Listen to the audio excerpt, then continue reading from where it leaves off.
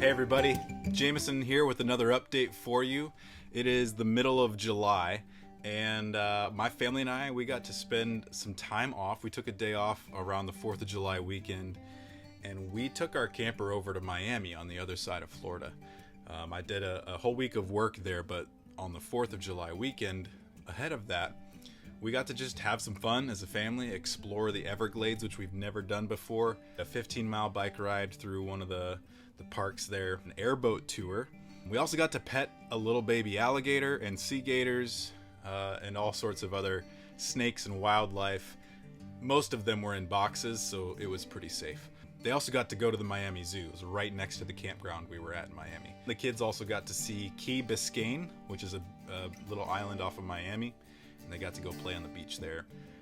So we've just been having a lot of fun, just slowing down, hanging out with each other, playing card games. We are back now in North Fort Myers. The story is, I was on the phone recently with a guy who has reached out to us, just started to learn, from us, listening to the podcast and reading a couple of our blogs.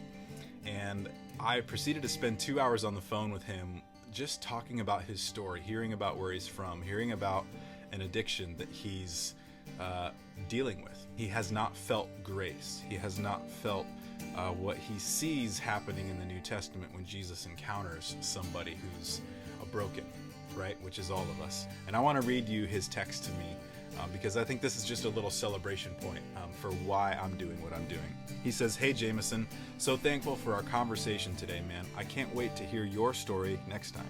I'm excited to unlearn and relearn the gospel and continue to learn and experience how grace truly changes everything. I'd love to get into the habit of calling weekly or every other week, whatever is most convenient with you in helping me unpack all of this. If anything, I guess I'm hungry to really be truly discipled in what the Bible really has to say about it is finished and what it looks like to live in an it is finished mentality day by day. Let me know if you'd be down for that." I, of course, responded in the affirmative. I'm really excited to just process this, to work through it, to see his story, to see this good news in his story. So I have an ask that I would like for your help on. As many of you know, we are a nomadic mobile family. We use a huge SUV to haul this huge camper around. And I'm in really stage 2 of our journey. Stage 1 was starting a fundraising campaign, getting this camper ready to go, and getting our family mobile on the road. Well, we've done that. Stage 2 has been posting up here in Fort Myers so that I can get a lot of face-to-face time working with Russ Johnson, the director of LARC, so that we can really establish where we're headed, what we're doing, what the next season's going to look like. Stage 3 is coming soon.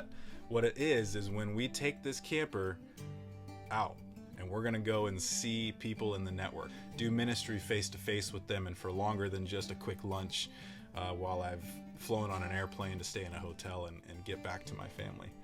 We're actually all going to go together and get to spend some time meeting with and ministering to families in a more long-form sort of a way. One of the issues we've run into is that the truck that we bought to haul this trailer has just incessantly needed repairs, many of which should have been done before I bought the truck, and you don't always know what's what on the underside. But we are in need of raising more funds, not just for the gas to get us from point A to point B on this next leg of the journey, but also just to help us continue to pay off some of these repair bills and to get into a better space where I can have a little more of an operational budget for the work that I'm doing and not just supporting the family. What I'm inviting you to do is a couple really specific things. I would love your help in getting the word out and expanding the team of partners who are there empowering the work that I'm doing. This could be as simple as you sharing on social media what we're doing, or sharing one of our posts and passing the word on. That's probably the easiest way to do this.